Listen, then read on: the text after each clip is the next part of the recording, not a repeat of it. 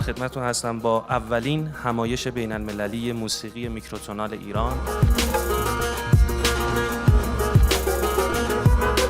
وقتی ما شروع میکنیم با گیتار موسیقی ایرانی میزنیم، در واقع دو تا نکته هست: یک، جنس صدا، و دو، نتیجه‌ای که با گیتار فلتلس به دست میاد به خودی خود خیلی نتیجه خوبی و خیلی صدا قشنگی میده. گستره صوتی این ساز بیشتر از ساز عود. من این رو جایگزینی برای ساز عود نمیدونم، ولی به عنوان یک سازی که به ما قابلیت این رو میده که بتونیم المان‌های جدیدی رو به موسیقی اضافه بکنیم، خب آره خیلی هم عالی.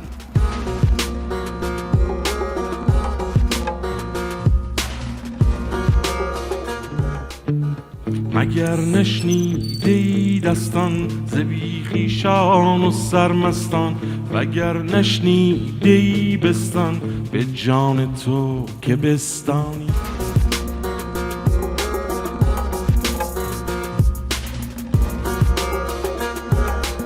اگه قصاب و مسکن واکر پوست،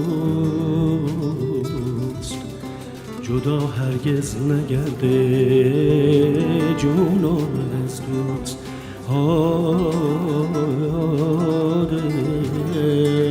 ای خدای